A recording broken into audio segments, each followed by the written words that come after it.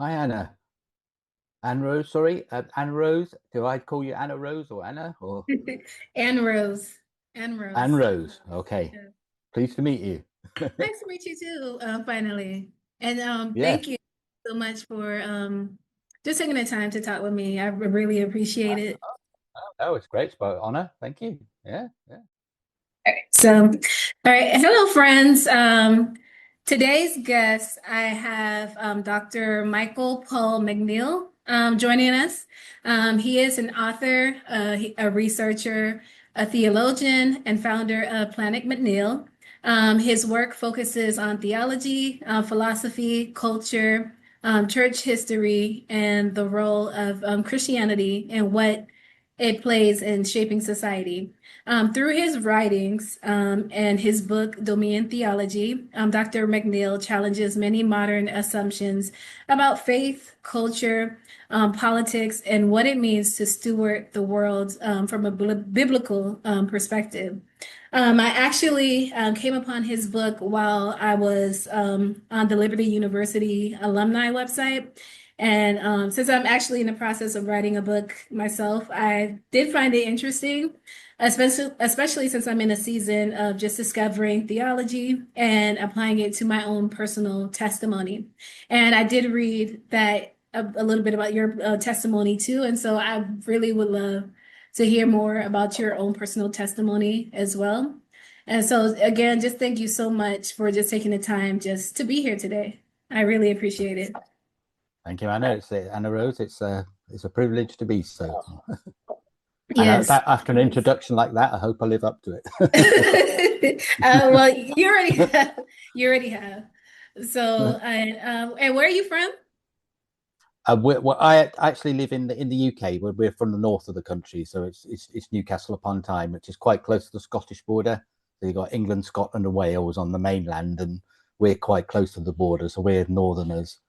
So we're quite different from the south of the country. We're sort of we're a bit hardier. Oh, okay. And are you from, have you been to the US before? I have, yes, yeah. I mean, strangely enough, in fact, the only place I've been in the US, apart from Atlanta Airport, is actually Florida's Tampa, because sometimes I've been to sort of like a conference at the River Church in Tampa, Hmm. and that was a couple of years ago. But that's the only time I've been to the US was a couple of years ago. So yes, but I must admit I like Florida. But it was January when we went, so it's actually the temperature was okay. Your January is like our summer, because in the north it's cool here, and Yes. it was funny because everybody had coats and was wrapped, and I was the only person sitting out in the front out in the sun because I think this is like Mhm. a summer's day for us, like it was really funny. I've been watching these people shivering, and I thought, why is nobody sitting out here? It's lovely, yeah. So, but I didn't Yeah, realize yeah, it once it gets gets really, really to, bad, doesn't it? once it gets to like 60 degrees, we're all bundled up. We're just like, no, no, get the jackets. Nope. So, but now also, I was very interested in your book and just found the topic itself very interesting. And so, just for you personally, now, how would you describe dominion theology and the purpose of the book? Yeah, it's interesting because one of the questions you posed, I think it was question 11. It says in Genesis 1:8, 1:28, it says God told Adam and Eve to have dominion, to multiply, to fill the earth, and also to subdue it.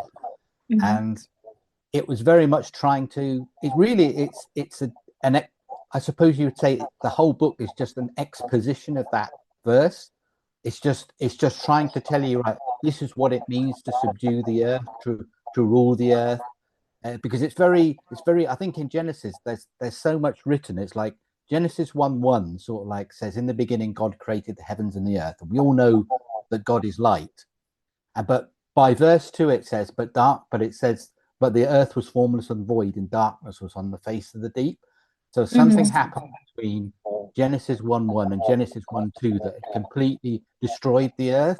And so there's a Mhm. whole. So when you read 126, 128, when God's giving the initial sort of commission to mankind to subdue the earth and to rule over it, there, something, it needs to be put back in order. in a sense, had been the demonic chaos that had destroyed the earth, the whole pre-Adamic civilization. And so really dominion theology is just really about finding out and engaging in every area of culture, whether you're in the arts, the sciences, the humanities, music, sport, whatever it is, and finding out how do I express dominion in each of those different spheres of life. So it's very much that is the essence of it, really. So because for many people, this since the early 19th century, people, it was an anomaly in Christian history, because before that, Christians were involved in politics and creating culture. And but when Darwin sort of came out, people started doubting the whether the Bible's really true, and the evolution shows that we evolved slowly from animals, and people started doubting that the Christian message was true, and they became intellectually very intimidated, and they sort of went into ghettos, and they really lost it for 50, 60 years of any sort of involvement in real culture and thinking, and so really dominion theology is very much about recovering our understanding of how our Christianity fits with the rest of life. So is that okay? That's as concisely as I can put it, I think. Actually, that's really good. And honestly, you're right in my wheelhouse, because especially when you're saying what happened between Genesis 1 and Genesis 2, where there was the earth was dark and void, something happened there, like that missing piece. Like I'm already after, I don't want to get too far into it and then we lose track of time. But yeah, I definitely have to look into that. But that's perfect. That's perfect. And so what happened in your just personal life and just your personal testimony that led you to wanting to be a dominionist or a postmillennialist?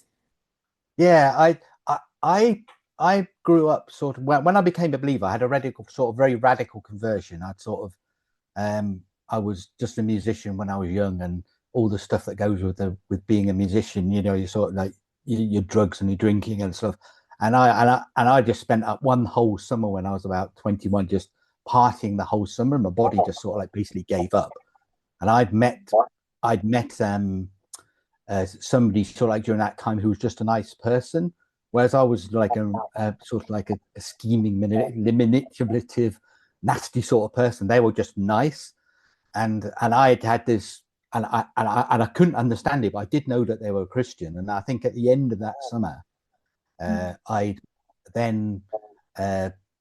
sort of body basically gave up. I had a major overdose, and I just made a deal with God at that time and said, if I don't die, I'll promise I'll go to the church tomorrow. And so I had a very radical conversion, and the church that I went to, which was my friend's sort of like the same denomination as my friend, and the particular pastor who's literally just gone to be with the Lord a couple of months ago, who became my mentor in all sorts of ways. But she was very sort of like radical, very on fire, very classic sort of Pentecostal, and so I sort of like grew up with that type of Christianity. But one thing I noticed, especially when I was young, people had no interest in the thing that you did as a Christian was that you evangelized, and you're basically loading up the ark of the church. There's the Antichrist going to rule over the earth. We're all going to have sort of like barcodes over our head, and the world's going to hell, and the only thing we need to be concerned about is like saving souls. And that's very much my sort of like Christian upbringing. And I think when I think it got to about sort of, because that was way back, sort of I got saved about sort of like 1988, 1989, and I think I became progressively more interested in sort of like in politics and the state of our nation, and what sort of involvement did we have in there was the Christian socialist movement. I can remember reading about the Christian socialist movement, and we had a couple of prime ministers who'd been involved in the Christian socialist movement during the 90s, and I think it got to sort of like to 2016, and I was totally disillusioned with with sort of like anemic Christianity that didn't engage with the wider culture. And I think, and that's when I went to a conference and I heard somebody called Landa Cope speak, who was she was an invited speaker to this conference, and she was one of the founders of YWAM during the 1970s, and she started talking about the Old Testament template for the government of nations, and she talked about Christians in business, Christians in the arts, Christians in the sciences, and it was just like, and Christians in politics, and I thought it was like an epiphany for me. I just went, this is what I've been looking for, something that's relevant, because I was totally disillusioned with evangelical Christian. I just couldn't stand it, because everybody was, well, when I say I couldn't stand it, I mean, I could love the anointing there, but people just seem so intellectually so shallow, and I thought there's got to be more to it than this. And people just didn't seem interested in the state of their nation, and so I think that's what happened to me. That's what really, it was really, oh gosh, I need to understand. And that's when I started learning about, I suppose, what you would call dominion theology, because Landa's work led me into, I think there was a Presbyterian movement called the Reconstructionist movement, and R.J. Rushdoony after the second one, and I listened to everything I possibly could of his, and it just led me.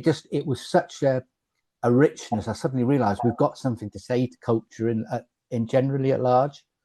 So that goes some way to answering that question.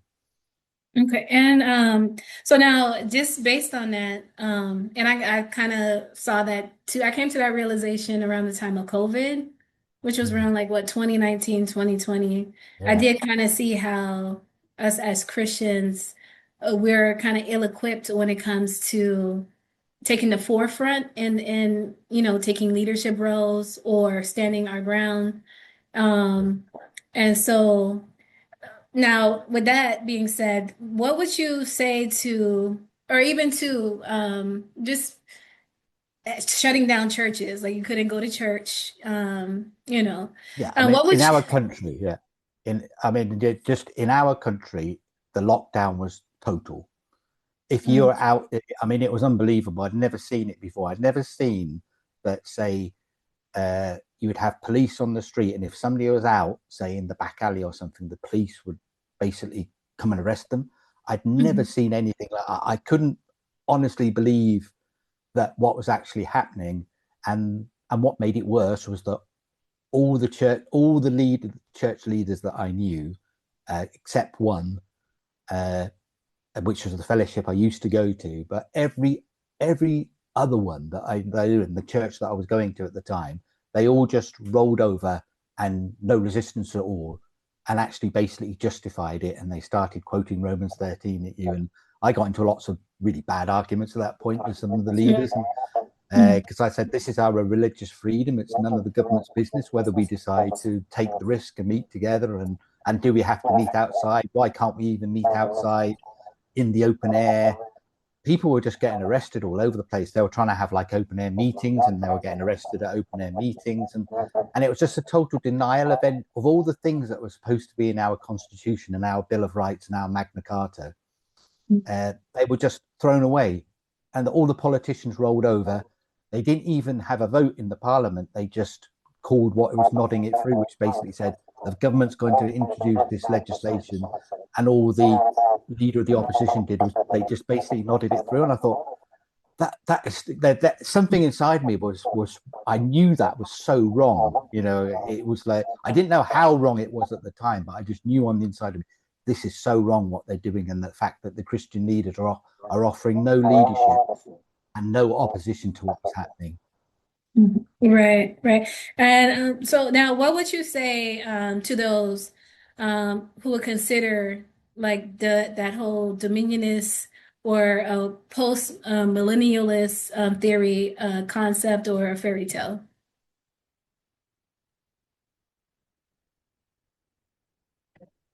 I think it's why they think it's a fairy tale, which I think is the question.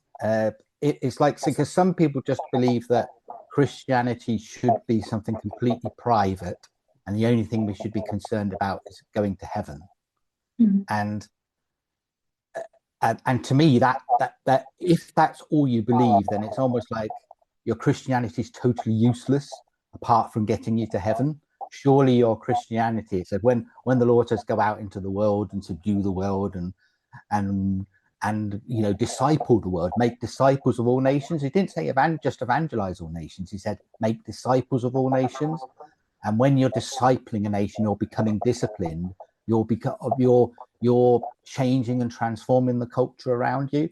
So I just think it's a total misunderstanding. I don't think you can defend that from scripture. If you look at all, even in history and the history of our nation and the history of your nation, you're celebrating 250 years, aren't you? And the rededication of the nation today is like Christians have never changed anything or transformed anything or by hiding themselves and hiding their Christianity. It's when their Christianity comes out into the open, that's when it transforms the world, I think. So I think it's a very negative and defeated view to take that opinion, I think. Okay. And so now, before we get too far, like how would you describe a dominionist or a postmillennialist?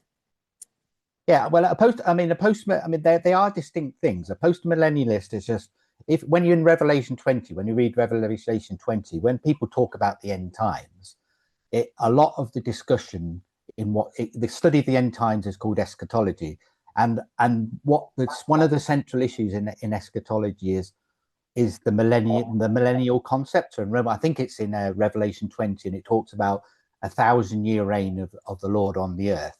And all a postmillennialist is somebody that believes that Jesus returns at the end of the millennium.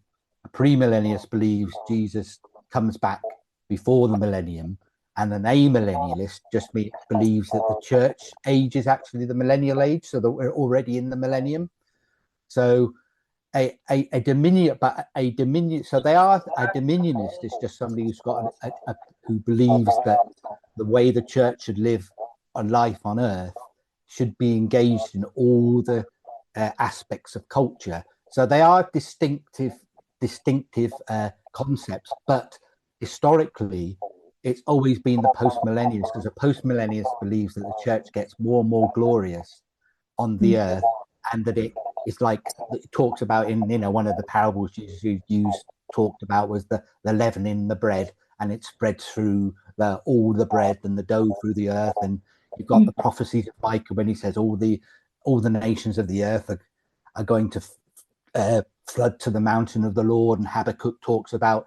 So the postmillennialists are very optimistic, and they believe that the earth is going to be transformed by the work of the church in the earth, and then Jesus returns. So historically, the postmillennialists have been very optimistic, whereas premillennialists are the exact opposite. The Antichrist is going to reign throughout the earth, and Jesus is going to rapture us out of all the tribulation. So it's just the fact that historically dominionists and postmillennialists sort of dovetail with one another. So even though they're distinct, the postmillennialists have always been optimistic, and therefore they're very enthusiastic about dominion, whereas the old style premillennialists, the classical premillennialists, were, even though they believed Jesus was coming back before, were still triumphant. They still believed in the glory of the church. And a lot of the amillennial reformers like Luther and Calvin, they were very optimistic, especially Calvin. They were very optimistic about the church ruling and developing throughout all the earth. They weren't pessimistic. Whereas when sort of like in the 19th century with sort of like Darby's dispensationalism, and that premillennialism changed to be very, very negative and very, very defeatist. And I think all a dominionist is trying to do is to recover some of that initial optimism that was shared. So you didn't have to be a postmillennialist to be a dominionist. There are dominionists who are premillennial, and there's dominionists who are amillennial. It's just the positive outlook and the optimistic outlook of a postmillennialist dovetails nicely with dominionism, I think. Mm-hmm. And so now, which one do you feel like is more aligned with the Bible? Well, I think it's from the point of view of if you take scripture as a whole, and I think that's the thing, the whole of scripture to me is a story of going from you're in a sense you're starting in the Garden of Eden and you're finishing in the Garden of Eden, and then you've got all these 65 books of kill, stealing, and destroying, but overcoming evil in the world. And so I feel that the overall message of the Bible is to triumph over evil, and therefore I am always going to be somebody who wants to triumph over evil. I tend to think of it, Jesus sort of like says that I'm casting out with my if I cast out with my finger the power of the evil, when he's talking, he says, if by the finger of God I cast out the devil, who are you? So, and I think that's the thing. It's like, if I'm the only last person on the earth that's resisting, because the Lord is with me, I can triumph. And I think that, to me, should be the essence of the gospel. No matter where you are, and no matter how dark things are, you can find people who believe that, and you can find people that have triumphed in the most unbelievable darkness just because they decided to believe the Lord. And I think that's what motivates me to be sort of like a post-millennialist and to be a dominionist, is because I believe in the triumph of the Lord. I don't believe that evil should triumph. I don't believe that it's inevitable that our nation suddenly becomes an Islamic state, which is what is happening at the moment, the Islamicification of Europe. I don't believe we have to just give up and surrender and surrender our nation. I believe that we should try, as a church and as a believers, we should triumph in our nation. So yes, it's a positive, optimistic message. I think that's the essence. And just curious, and this might be a weird question. And like, I know you mentioned for us to overcome darkness, or for dominionists to basically our whole role, or where we stand is we overcome darkness. We move into the strategic places that we need to be, to have dominion on the earth. And dominion doesn't mean trying to run everybody, but to make sure we are in place to do the assignment that God calls us to do. Yeah. So now that darkness that you're talking about, just overcome darkness, do you feel like they would be more post-millennialist or amillennialist, millennialist? Like what is your thought on that? Yes. Now, I would say, I think the point I was trying to make was that post-millennialists are the optimists. And so they tend to be more people who believe in dominion more. They believe in dominion. They believe the church is going to triumph. It's a natural outgrowth to it. I think in my book, I sort of connect it and say it's the only one of the modern forms of the eschatological views. This is not true in the history of the church. People could be premillennialists and amillennialists, and they were much more likely to believe in the triumph of the church in some form. But in the last 150 years, they became very, very negative and very, very defeatist. And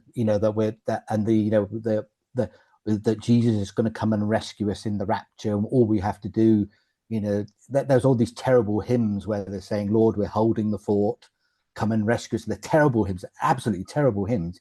But they were very popular in the church. We're persecuted. The secularists and the Darwinists are destroying us and destroying our culture. The culture's apostate. It was very, very negative, and you had radio preachers talking about, you don't polish brass on the sinking ship. We've just got to get everybody saved. And so, whereas a post-millennialist is saying, no, the leaven's in the bread, it's going through all the earth. No, the mountain of the Lord's going to be the one all the nations are going to come to Zion to learn from the Lord. And it's very, very positive and very, very optimistic. And I think that's all post-millennialism is, in the sense, is saying, wait a minute, no, it's the only one of the millennial opinions that maintains positive and optimistic view of the world, I think, and view of the church triumphing in the world. So I think that's the essence of the difference there. That's good. That's good. And so, why do you feel come so far away from it? It was because intellectually Christians weren't equipped to deal with Darwinism, I think, and that's the real Darwin's Origin of Species in 1858 when it was published. They just didn't know how to handle it because it seemed to undermine if you like, the religious view of the world. And there was this enormous explosion of natural science, and this seemed to be the way. And they just didn't intellectually have it's particularly in the US history. It was there was a Scopes trial, which was the Scopes evolution trial. I think it was 1920, sort of like in Mississippi, where somebody wanted to teach evolution, and even though the creationists won that trial, they were humiliated intellectually, and they withdrew from culture for 50 years. They just didn't want to intellectually engage. And so we just basically retreated. Christians just tended to retreat into their own ghettos, their own sort of intellectual ghettos, and they didn't want to get out and engage with culture.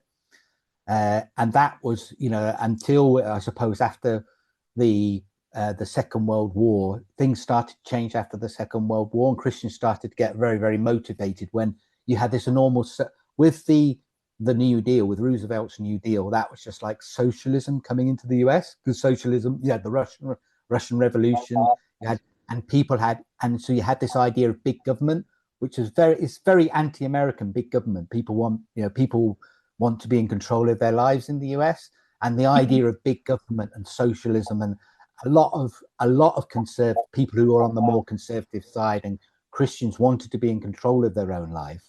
And that's why things started to change after the Second World War, because of the impact of those policies. And then when you had the Roe v. Wade sort of decision in 1973, a lot of that motivated a lot of Christians, and people really started to get re-engaged and re-involved in politics.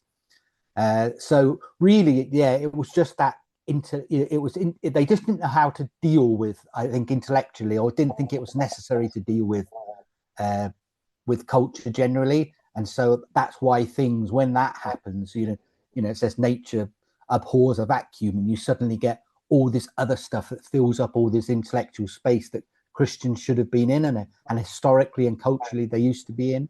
Christians used to be, believe it or not, I couldn't believe, when I did the research, people who were clergymen and women, they were considered the intellectuals of a community. They were considered the most intelligent people within the community. Whereas I think myself growing up, I would never ever thought of as a young man that I was to go to a clergyman for advice ever. I wouldn't even consider it, because they'd fallen so much. They weren't considered. When I was growing up, I just thought they were effeminate and strange. I had no reason to think that I'd ever go to advice. Well, but historically within the culture, clergymen and women used to be really, really important. So I think it's just because we intellectually became timid and surrendered at that, and that's why things got so bad. Yeah, so it's kind of like just that whole like survival of the fittest. It's almost like it just felt like just couldn't compete. And so intellectually people just didn't know. They didn't know how to respond to it. But the amazing thing was that within 10, 15 years of Darwin, there was other biologists and people like geneticists like Mendel and who really fundamentally challenged Darwin and actually said what he's saying does not work. And there's nobody, and I mean, this is the amazing thing, you wouldn't understand that now there's nobody who's a classical Darwinist. There's no biologist who's a classical Darwin. They might call themselves Darwinists, but they're now neo-Darwinists, and they mean something completely different than Darwin's original thesis. So if Christians had stood their ground, and if they had been more intellectually courageous, because there was some people that really, if you like, surrounded Darwin and really pushed his message. There was somebody called one of the Huxleys who very famous sort of like British family, the Huxleys, and they was called Darwin's bulldog. He really, really pushed the idea of evolution, and we didn't really have other people who were on the other side who would want to intellectually challenge that. They just sort of, they just wanted to be quiet Christians. They didn't really want to get involved. They just wanted to, there's this sort of like idea that you could be like a quiet Christian, don't be too confrontational. Religion's something for me private and quiet. And if I just if I keep myself to myself, nobody's going to bother me. And perhaps for 50 or 60 years in there, you could do that, but now you most definitely can't do that. You can't. You're not going to be left alone if you're a Christian. You're going to have, one way or another, your Christianity is going to be confronted in the culture that you live in. A lot. Just say the Huxleys. Do you, like the name I think of is Aldous Huxley? Yes, he's a relative. Yes, same family. Okay. Yes. So, and then he's the one that wrote A Brave New World. Yes, Brave New World. So I think it was his. It's either his dad or one of, but very close. It's one. He was one of the. All the Huxleys were in a remarkable family, but I can't remember what quite the relationship is. But yeah, it's the same family. They're the Huxley family. They were culturally in the UK. They were very important. That's actually good. I'm gonna have to come back to that. And then you mentioned the geneticist Mengele, and you're saying Mendel. Sorry, Mendel, not Mengele. Mendel. That's the Mendel. Okay. Yeah. Mendel. Yeah. I just want to make sure I wrote it down properly. So, all right, and this is good too. So now with the current political administration and just the ongoing wars and the just global instability and even just the growing tension and fear surrounding like public figures, like you have Charlie Kirk that was recently assassinated. Many people seem to be questioning what is really happening in the world and just searching for deeper truth. So now, do you believe that these events are contributing to a spiritual awakening? And just if so, how do we turn that awakening into something lasting and sustainable rather than just like temporary emotion or just fear or reaction? Yeah, I mean that's and there's a lot to that.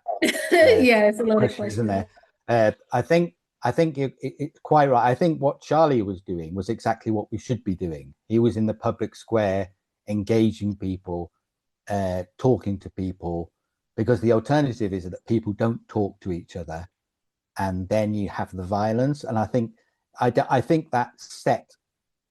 I think it very much set with Charlie being murdered and publicly assassinated in that way. I think it showed you how high the stakes are. And I think that unless less Christians are prepared to contest in that environment, and then evil. I think one of the simplest way of expressing that is when good people do nothing, evil prospers. So the good people have got to do something, and they've got to contest for that space. If we refuse, Hey, we got cut off. Can believe it was 40 minutes already. I was thinking, gosh. It has it, was it? Oh, okay, yeah. Yeah, sorry about that. Normally there's a countdown right before, so I don't know. I didn't catch that. But yeah. Now, I'm sorry, Nick, caught up right when you were just saying, I know you mentioned Dr. Martin. Yes, Martin Lloyd-Jones. Yeah, he was just one of the most famous evangelical preachers. He wasn't a Pentecost, he wasn't charismatic, but he said one of his points that he belabored was that Christians needed to be Christians in their profession. That when you went to university and you joined a Christian union, he said the purpose of the Christian union is not to go and evangelize other students. That, if anything, that might be a periphery thing, but it's to actually for the Christians to learn how to be Christians in their own professions. And he was brilliant on that. And his commentary on Romans 13, he goes, which is what I based a lot of my understanding on, is excellent, because it talks about Christians needing to be involved in politics, needing to be involved in the culture, needing to be involved in schools, needing to be involved in the professions. and working out, how does your Christianity, how can you be salt? Because that's the point, wasn't it? Jesus said, no, you don't put a candle under a bushel, and you don't, and you know, and you have, salt has to remain salty, otherwise it just gets thrown out. And it's, you know, we're totally useless if our Christianity doesn't do something in the wider culture, and that we're not salty and that we're not light. Right. That's really, that's all, you know, that's all. It's just, that's all Dominion theology is really, is being a public Christian. It's trying to say our Christianity should have some impact and consequence for the rest of the world. Right. And so now when you have someone like a Charlie Kirk that comes into the arena, why do you feel just people get so threatened to the point of violence? And I guess my question would be, what role are we playing in avoiding that as well? Like creating a space where there's open dialogue. Yes, I mean, I think Christians do need to be people that, one of the things Peter says when he talks about, when he gives the Apostle Peter in 1 Peter, where he talks about, I think it's one of the most famous verses where he talks about, he gives like the outline of contending for the faith. He says, contend for the faith, but do it with respect, gentleness and respect, so that people can respond to you. So he says, you're very, very respectful, but you have to confront people in the same way. And I think so we have to be very, very respectful ourselves, and in a sense be better than those who are opposing us, because those who are opposing us are wedded to an ideology which at its core is becoming more and more violent. And so particularly in, say, the Western nations, people are justifying political violence against their opponents. They don't want to talk anymore.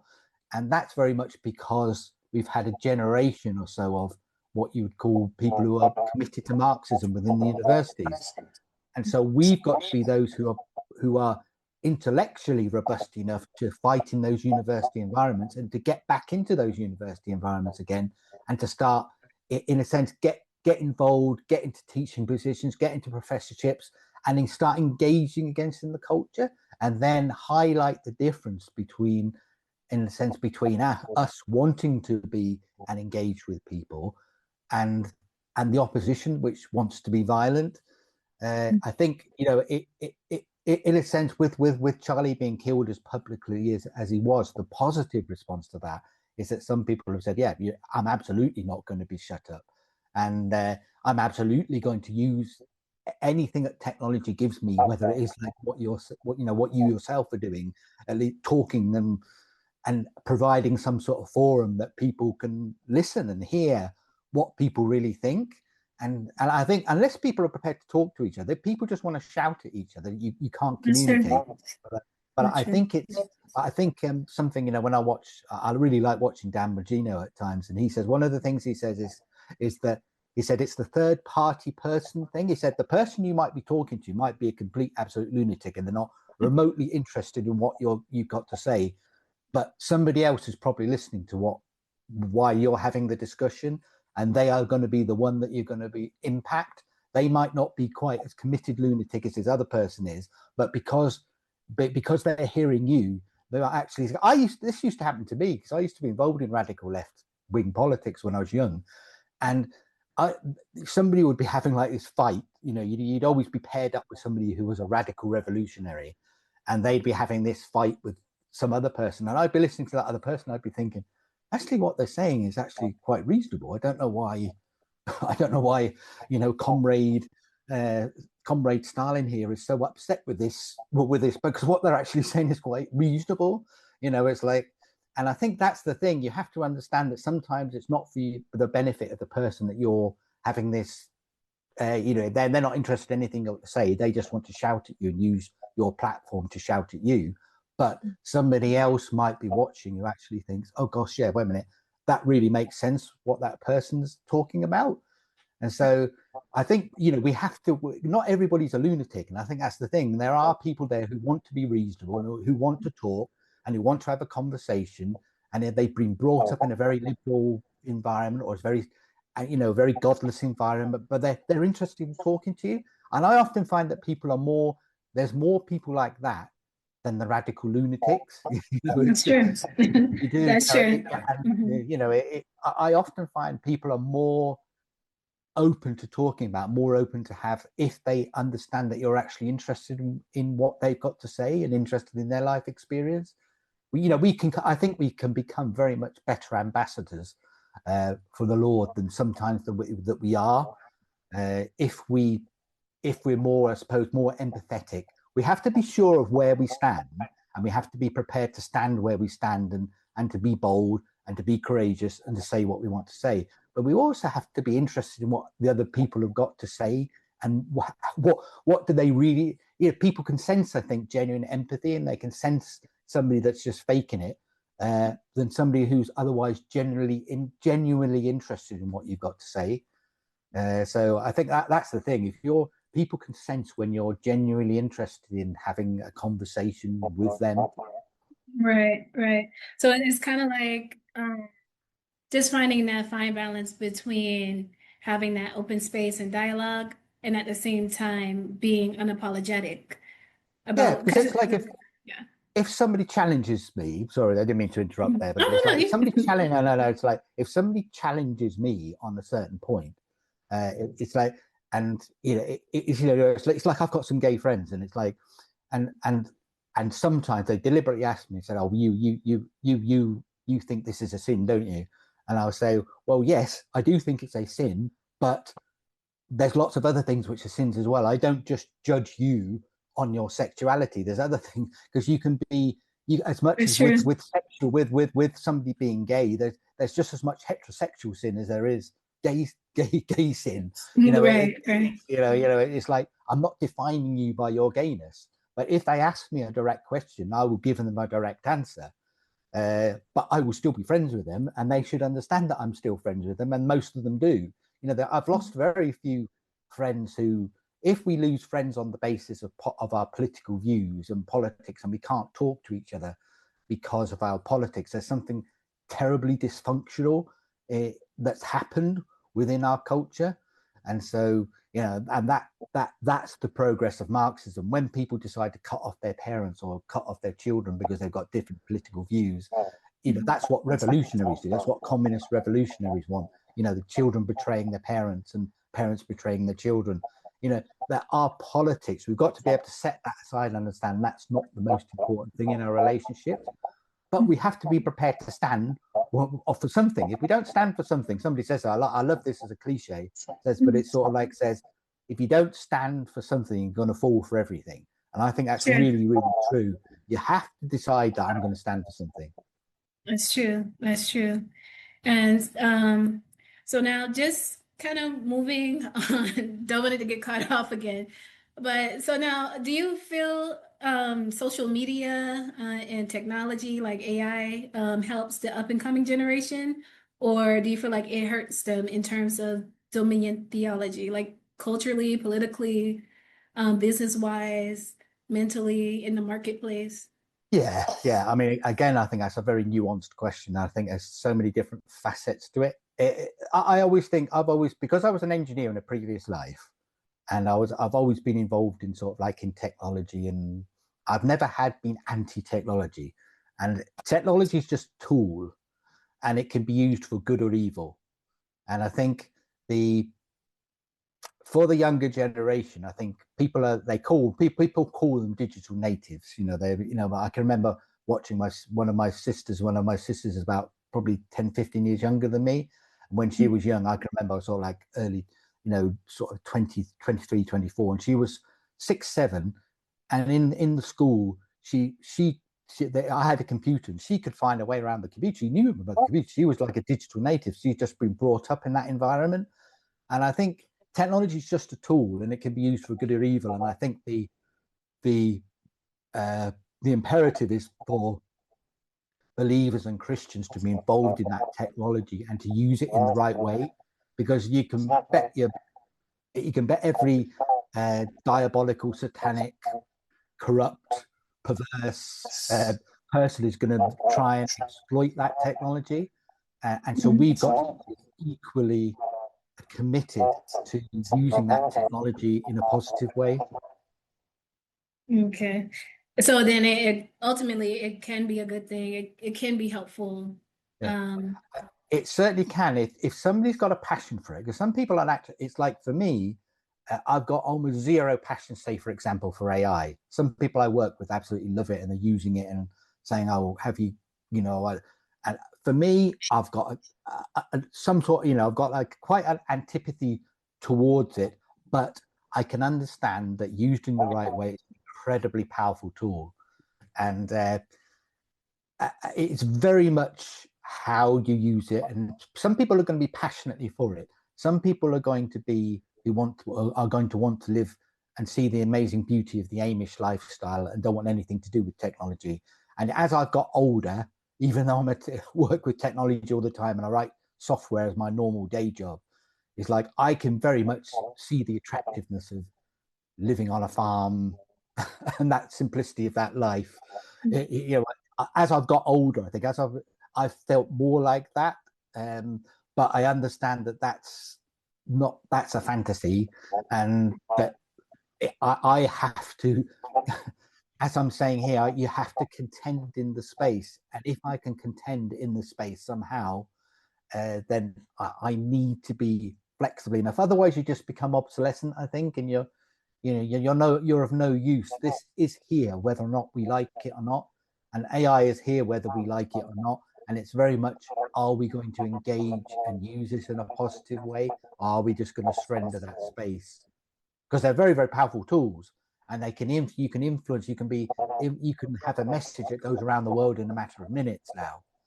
And we've got to be those who are as equally as savvy. I think Jesus said, didn't he, said, gentle as shrewd as a snake or a serpent and gentle as a dove. We've got to be both. And so I guess, in what way do we create the space for the next generation to come in and just transition into it to where it's not watered down, or we get into a watered down space and then have to wait until something else happens to where we become revolutionary or emotionary? Like, how do you see us doing that? Well, I'm not sure we necessarily have to do it in the sense of the people who are already there in the space and who have a passion for that space. What they're probably looking more than anything else for is probably for guidance and wisdom from it. We've lived in a sense. We've particularly me. We've lived 50-something years of our life. Right. And it's like, and people, there is some sort of wisdom and understanding just from the process of living life. But what you can happen to you is that you can lose the passion and the experimentation and the thing of youth. And youth are always going to be passionate and experiment and do stuff and are going to be involved in that space. But it's up to, in a sense, it's having that good, mature relationship where you can prepare to engage with people and be there for them when, because one of the hardest things to do is allow people to make mistakes. And when they realize they've made mistakes, they will more likely to listen to you. I think we in a sense, it's very much having a good, healthy mentoring relationship with people and allowing people to do things. They're going to be the ones that are going to be doing it and driving and doing amazing things with AI. And they might just want you to say, but sometimes there's all sorts of people now who have a platform that don't know what they're talking about.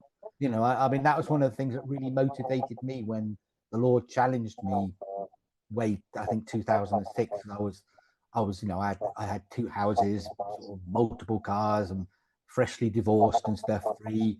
And it's like, and I was having a great time. And then the Lord just sort of walked in the room one evening when I was watching, I think, Terminator V something, and I was having a beer and a curry. I wasn't in a remotely spiritual mood, and he just sort of walked in the room, stood between TV in me and asked me a question and said, "Are you ever going to do anything about what I asked you to do?" And walked out again. And I thought, what did he ask me to do? And when you've sort of that bad, you've forgotten what he's actually asked you to do. And that's when I went back to study again. But one of the things that motivated me to study was I thought I'd really need to know what I'm talking about in this space, in this theological space, in this philosophical space, because I didn't realize I even had a gift for philosophy. Just didn't realize it. I just stuck it on my timetable because I had a space in my timetable, and I had to fill it with something. And I thought, man, I'm gonna. I thought, oh, I'm gonna have all these arguments and with this philosophy teacher, I'm gonna hear every demonic thing, idea of the world. Here, going to have these crazy conversations, and exactly the opposite happened. And it was like I suddenly found where I was supposed to be in the space that I was supposed to be in. And so, it's very much like you can engage with what God wants you to do in the space where and you can be somebody that is a great blessing to other people. Yeah. That's true. And you make a good point there. So now what would you say to people that would read your book or even hear this conversation and just be like, they don't know what they're talking about, or Michael, stay in your lane? What would be your response to them, or what would you say to them? Well, yes, no, I mean, I would say I haven't got all the answers, but my passion and my drive there, like what I said there, I really thought I need to know what I'm talking about. I'm happy to sit down with anybody at any level and say I need, because I don't think anybody can say, for example, I mean, when I wrote that book, that was based on my master's thesis, the Dominion Theology book, and I can remember when I went into sort of like to the professor. It's different. A professor means something different in the UK system than the US. I think the US used the term professor where we would use the term lecturer. And a professor's more like an honorary title here. I think it's like tenured professor. I think when you have like a tenured professor in the US, that's more likely what we would call the professor. And the person who was my supervisor was like the head of the department, and he was a very distinguished professor. And it wasn't even his area that I was in, but there was some politics at the university, and lots of people left, and suddenly he inherited me as a student. But when I did the thesis, he actually said, he said, this is brilliant. He said, you mustn't allow this to sit on the library shelf gathering dust. I didn't know what to do with it at the time. It took me like 9 years to get it published, but it was like, if you're prepared to do the research and become, because I don't think anybody could look at the bibliography of my book and say this person hasn't researched the subject and doesn't understand and made the effort to it. And I think that's the thing. It's like so even though somebody might not like what I'm going to say, it's like I think one of the because when I did my doctorate, a book. My first book was the development of the doctorate, and I got the person who was the senior examiner, the external examiner for when you have your viva, it's like when you have like an oral examination for your doctorate. And the person who I asked as my senior examiner, I got him to write a review of the book, and he actually said that you might find that on certain parts of this book that you are violently opposed to what Mr. Macneil has written. But he says, even so, you're always being addressed in a reasoned manner, with logic, with arguments, and you're constantly being invited to think and to engage. And I think that's the thing. It's like you might disagree intensely with everything that we've talked about, but you can't say it's been done from a place of ignorance. This is something that's been totally something that's grown up in me, and it started from a place of total frustration with people being ignorant. I found the intellectual shallowness of Christians so annoying at times, just so frustrating, that people just didn't want to engage with ideas, didn't want to think about things, didn't think it was necessary to think about things. But what I'm trying to say, I suppose my passion is be involved, do think about things, get underneath the shallowness and people being so governed by emotional outbursts and not engaging with the issues. So yes, I would respectively say to such people, you can't accuse us of being like that. Yeah. So respectively, it's like I am respectively in my opinion. I mean it's the cool thing is you said you wrote your thesis in 1982. Right, sorry, no, 2016 was the master's. Oh, okay. Yes, no, I did. I mean, I had 2 stints at university. One when I was young, and I did electronic engineering, 1988 to 1991. I did a master's of electronic engineering way back in 1992, but then I went back to university in 2006 when the Lord arrested me, literally arrested me, sort of like in the evening, and I then did sort of like part time, and I did the BD, which is like the Bachelor of Divinity, then a master's MA in philosophy of religion, and then I did a PhD in philosophy, and it was all sort of part time, so that's why it took so long. So it sort of like I graduated, I think, was it 2024, I think, the PhD. So it took sort of the best part of in fact, when I first went back, so it was 2006, that was almost like, 16, 17 years of work. And that's what I mean. I wanted to know, but the thing is, I really want to know what I'm talking about. I don't want to sort of, because it's, one of the things Jesus says, is that Paul, Apostle Paul said that teachers are judged more severely. So if you actually are going to, because of the impact you can have on people, and I think that's the thing, especially if you're, with the opportunity like we have, we've got the opportunity here to have a platform and to talk to people. I actually want to say to people, actually, I really do know what I'm talking about. And you might not agree with me, but I want you to know that I've put due diligence in, and I want you to be confident that I value I've got enough respect for you intellectually to try and know what I'm talking about when I talk to you. Right. And so, and like I said, as you were speaking, you dropped a lot of nuggets. I kind of do want to come back to the whole Genesis, what happened between Genesis 1 and 2. And just, two, I just want to hear more of your testimony. Just that whole process of you being in that space where you said God arrested you, or you coming to Christ, or maybe, I don't know, it's a lot of us, we're normally drugged. Sometimes God has to drag us. And so I would definitely love to have time to speak to you again and just hear more about your testimony. And I think you mentioned something, and something I read about spiritual warfare also. And so I would love to just get an opportunity to just speak to you more about that as well. So, and then if people just want to find out more about your book or just your other work, where would they be able to find that? The best place is my website. So it's planetmcneil.org. So I think it's marked on the book, isn't it? But it's just planetmcneil.org.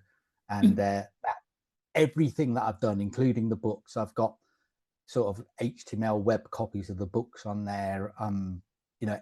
All the essays from the years gone by, all my coursework, political articles about COVID, absolutely everything's on there. And I do actually have my own YouTube channel as well, which is me talk. So some of the subjects, I think it's at Planet McNeil. I think it's just at Planet McNeil, and then it's got loads of stuff of just me talking for hours. So I've got a couple of clips of other political ones of sort of provocative sort of stuff that have people, but most of 99.9% of it is me talking about whether it's philosophical issues or theological issues, or what's the difference between premillennialism and postmillennialism. I think I've got a series on there. Don't be an end time junkie. It all good. And there's a whole stream of things. When I was writing this book, I had to ease off on that, and I think I did one when I published the book. But I hope to sort of do a series where I'm just talking about the book and going into the different issues. But it's great actually in a situation like this where you can actually talk to somebody else rather than me talking to the camera, because it's a totally different dynamic. You know what I mean? Talking with somebody, you can actually have some sort of conversation, and they can actually ask you things.